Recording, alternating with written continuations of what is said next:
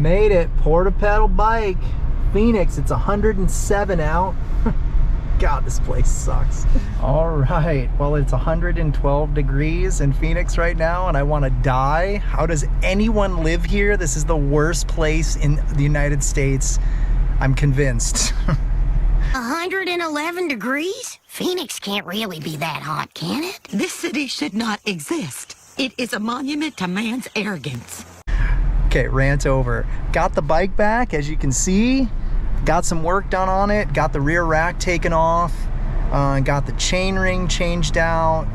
Fixed my luggage block, and also put on an extended wheel, because one of the downsides to getting the rack taken off is now it's less stable. So I got this mini mod wheel that pops out and actually makes the bike sit better without the rack. I did not swap out the H bars for M bars because, first of all, that would have taken all day. Requires putting new cables on. It's a huge deal. It costs about $400 to do that. And I just decided all that to save, you know, half a pound or whatever. It just wasn't worth it. So as it is now, I've shaved about 1.5 pounds to 2 pounds off the bike, and I just rode it around the parking lot, and it felt great. I like the new gearing. I will also say that while I was waiting, I test rode one of the Electric Bromptons, and oh my God, it was amazing. The way that thing kicks in is like magic, and it's so much more detectable than I was expecting. I just thought it was going to be this real subtle assist, and no, it kicks in, and it kicks in awesome.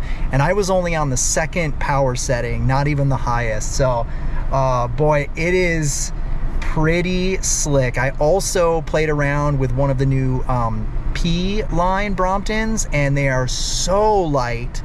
21 pounds, I think. They're about 6 to 7 pounds lighter than mine, and it's just so light, so easy to flick around and pick up.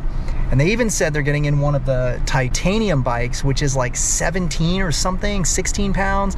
And the guy said they're just obnoxiously light. He also told me, however, that there is possibly a unicorn bike coming down the line very soon from Brompton. And that unicorn bike is a P-line electric. And so the problem, and we discussed this in the shop with the P-line, is that while it's lighter, you're getting the new 4-speed gearing, which on paper sounds great because you're removing that really heavy rear hub, but the range on that 4-speed is less on both the high and the low end when compared to the 6-speed, and I like my wide range of gearing.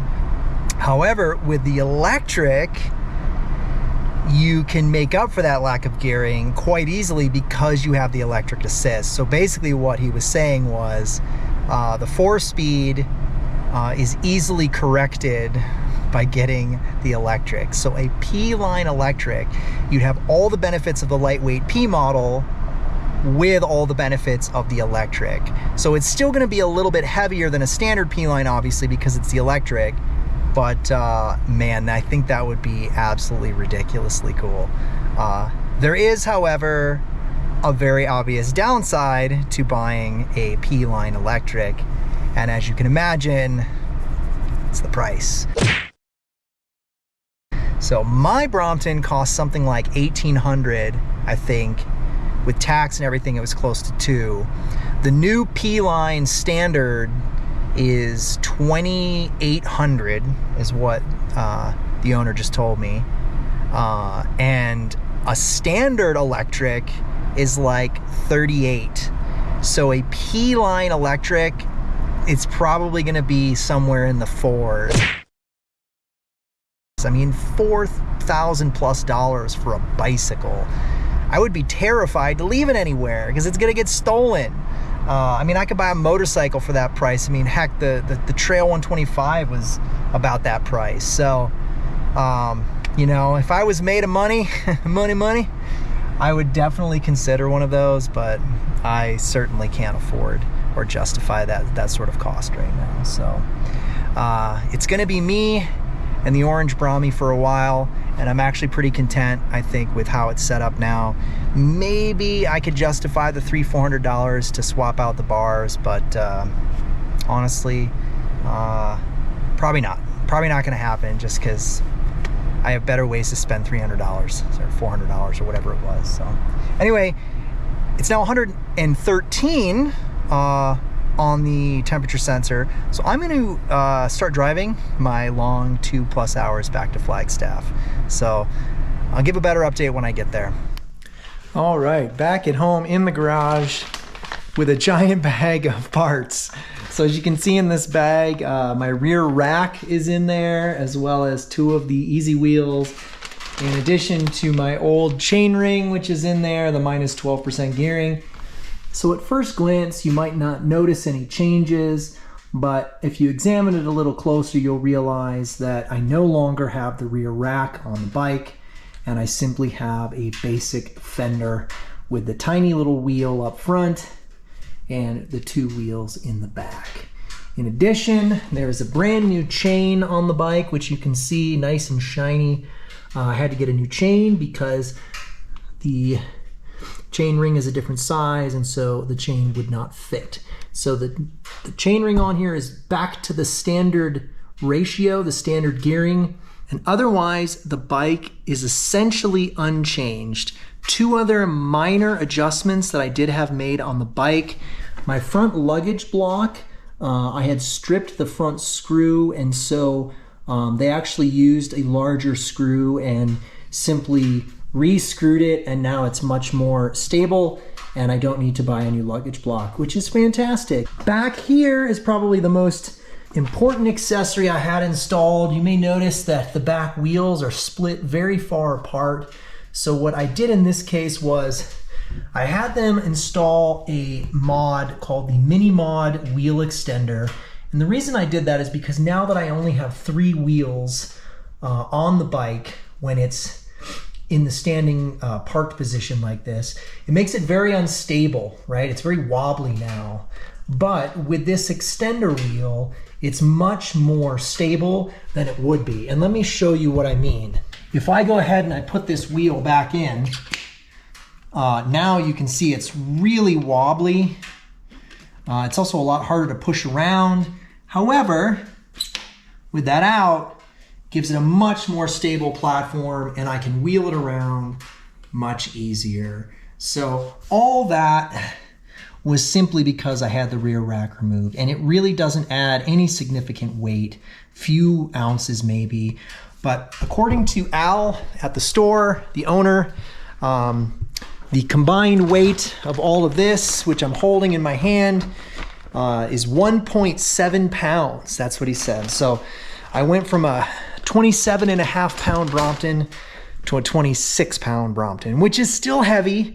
It still feels fairly substantial when I pick it up. Definitely doesn't really feel a whole lot lighter. Maybe it's slightly perceptible. But then again, I was just in the store picking up the new P Bromptons that weigh like 20 pounds. And so I'm a little biased right now. You know, a few other things I could say is I certainly could remove the pump if I wanted to, just to save some weight. But you know, the truth is that what's making this bike so darn heavy is that rear hub is a beast. That's part of the reason Brompton went to the new 4-speed derailleur, because they could get rid of this and save a ton of weight. So that's the bike. Those are the changes I made. Now, one of the things that I will say is I talked to Al about the gearing and exactly where things will fall now for my own reference. Now, with my old gearing with the -12%, which was designed for better hill climbing, so it had a really, really high granny gear, what I asked him was, what are the numbers? And he pulled out this really fancy table, this big chart, and he spelled it out for me. He said, in the old format, when I was set up as a hill climber, my highest gear, my granny gear, was rated as a 28 gear ratio. I'm not quite sure what that means, but he just said the number was 28. The second highest gear, also a hill climbing gear, but not as good, was 35, right? So 28 and 35. Now, my highest granny gear is 32. So that means my highest gear is still better than my previous second highest gear by a couple of units, whatever, 35 to 32, which is actually perfect because in all the time that I've owned this bike, I've only ever used that high granny gear like twice. And both times it was too much. I was spinning out. I really didn't need it. And I've almost always been able to get away with the second highest gear. And now my highest gear is still better than my previous second highest gear. So I should be in perfect shape. What I haven't tested is the low gear, the high speed gear at the other end. And I suspect that I'll probably be able to get closer to 30 miles per hour now on the Brompton comfortably. Whereas before, I basically started spinning out at about 25.